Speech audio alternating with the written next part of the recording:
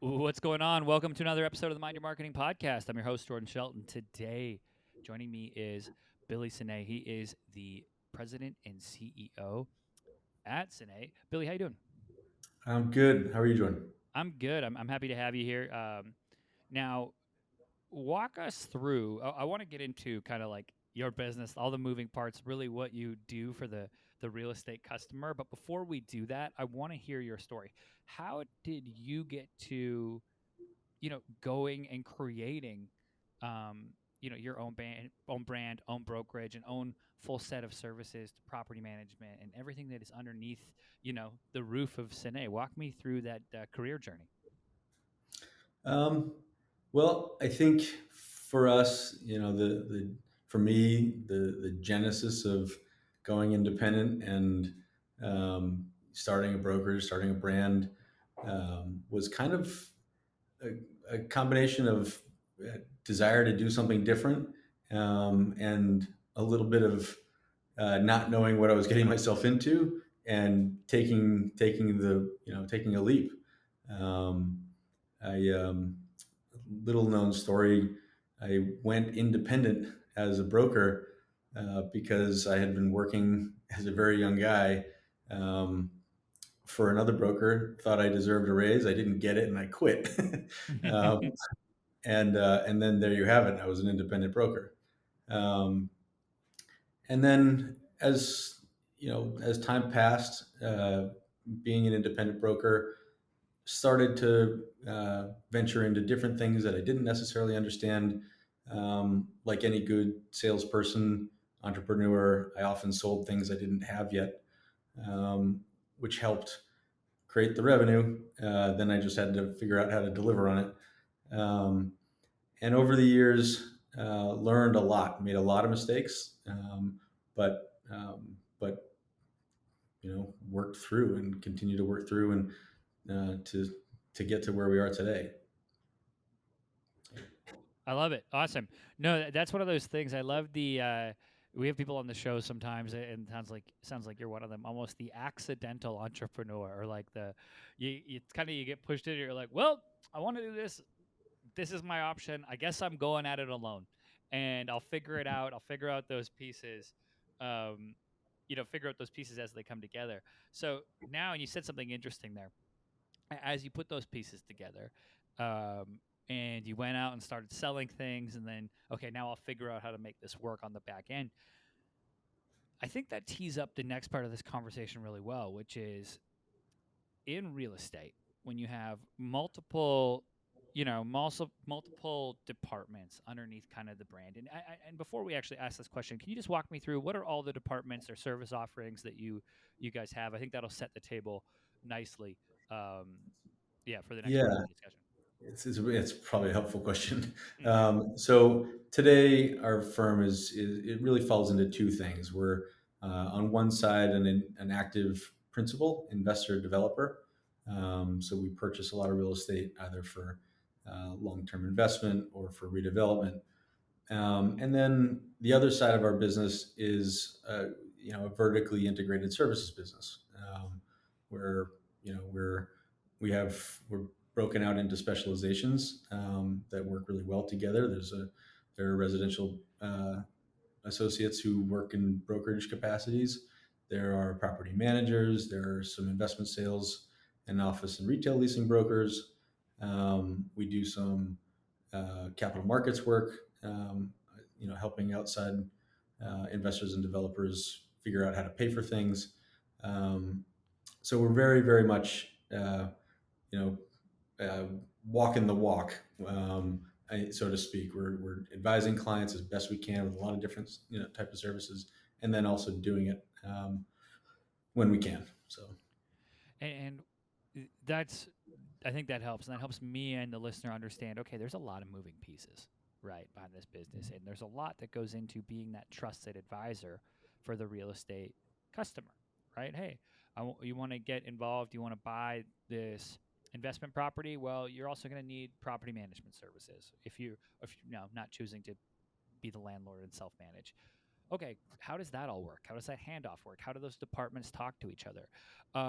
before we hit record, you talked to me a little bit about that importance of, collaboration across departments. And I just want to, I think any business in any industry can really benefit from having this mindset. So I want to pass the mic to you to just hear how you all approach, collaborating across departments from people to from person to person, to really serve the end customer.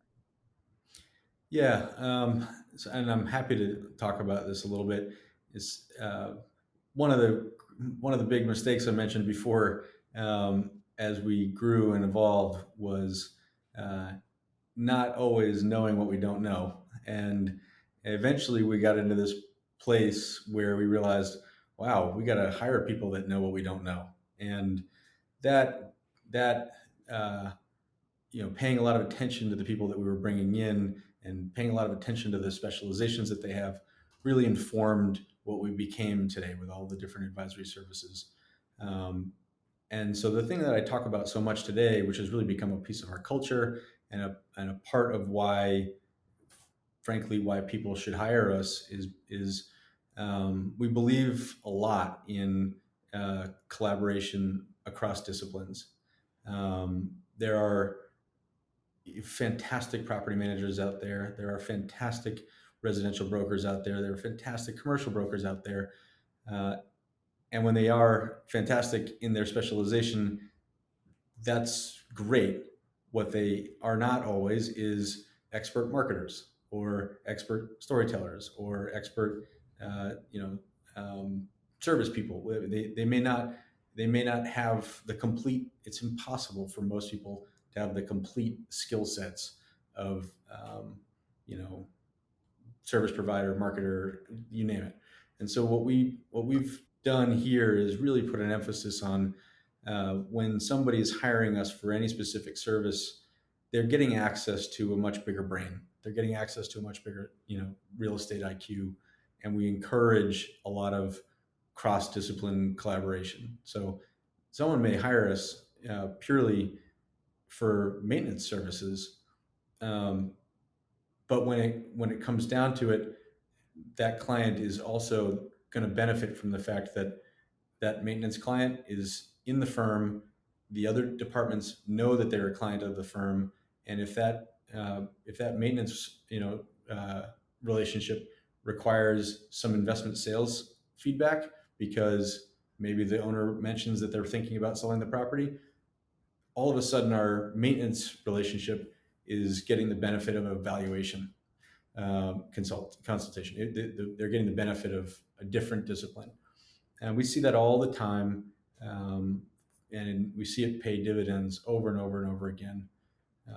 Particularly when it comes to the brokerage services, and not leaving any of our residential brokers to fend for themselves when it comes to the marketing. We really place a huge emphasis on um, our marketing team supporting the salespeople and supporting the brokerage people. They've got enough to do. They've got to be experts in valuation, experts in negotiation, experts in showing, experts in getting the property to market. Um, they they they they maybe don't have time to Yeah. be like the world class branding person, and that's a real benefit to the clients. Yeah, it's interesting. I mean, I see it as a threefold benefit, and there's probably a lot more, but the three things that stick out to me is one, the customer benefits from having access to more expertise, right? More expertise, they're getting higher service level.